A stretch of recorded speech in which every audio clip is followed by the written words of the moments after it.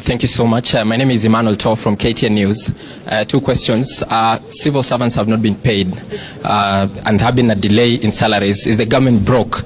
Number two, both sides have stuck to their guns that you do not want conversations outside Parliament, but Azimio want conversation out of Parliament. Is it a take it or leave it, or what is it?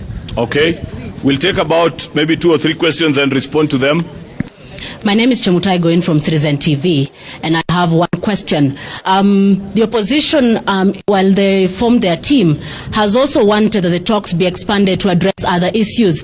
And in the President's address on April 2nd, he had indicated that the issue at hand was the reconstitution of the polls body IEBC. In the PG, maybe did you agree on the terms of engagement with the opposition? What issues will be on the table? And then, of course, when do we expect these meetings to begin? Okay.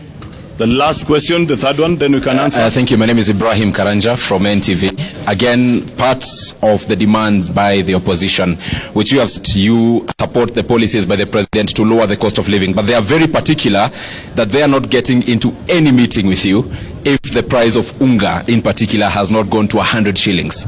Is that happening anytime soon, or what message do you have to the other side? Okay, maybe I'll answer 1 or 2, then I'll leave to the majority leader of the National Assembly to respond. Unfortunately, the decisions that we arrived at today were made after a consultation with the representatives of the people from across our country.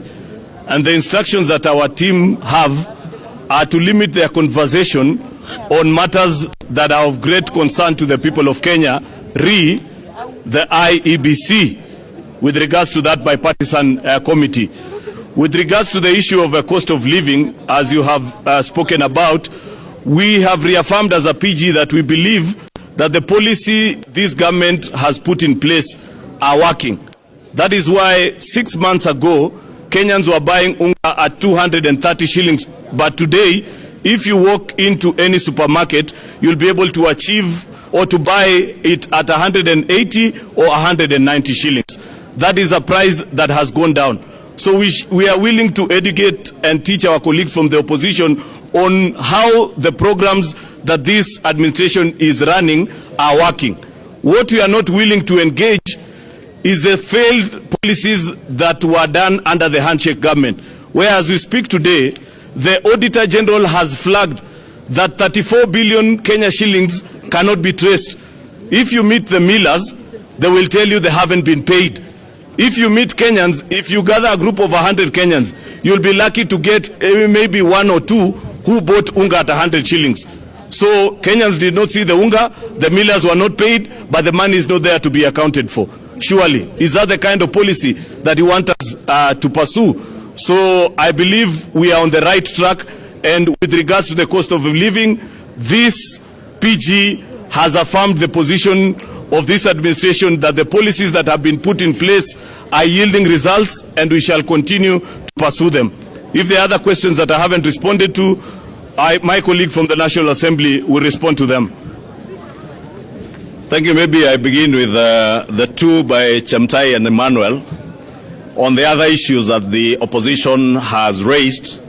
And I think, as we have indicated, we have, as a PG, resolved that we shall resist any attempts by the opposition to force or to blackmail government to implement policies that have failed. And particularly, because Emmanuel, I think you are the one who has asked about the issue of unga going to 100 shillings. You will remember, there is a gentleman from NTV, you will remember there was no unga that was available to Kenyans at 100 shillings.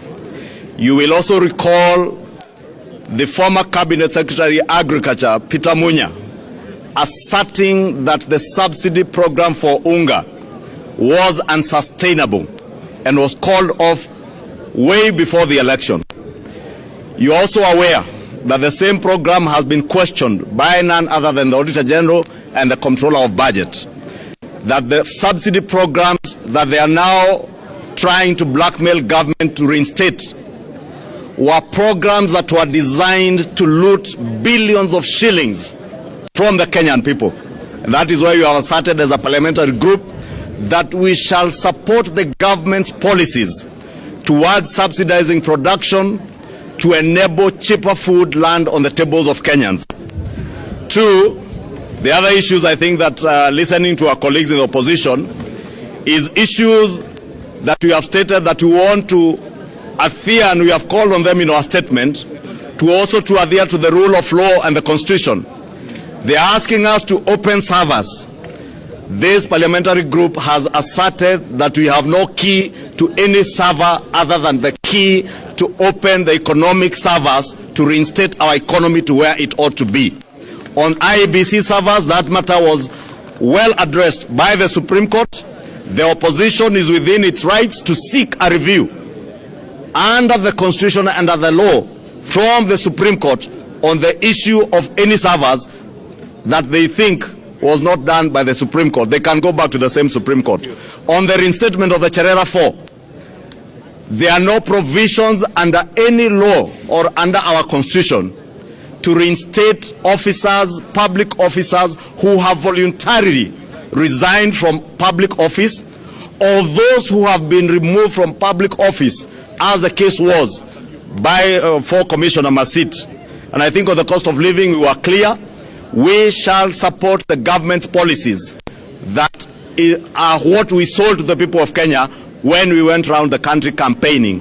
And we sold policies to the people of Kenya that the people of Kenya agreed with by voting for the Kenya Kwanza government.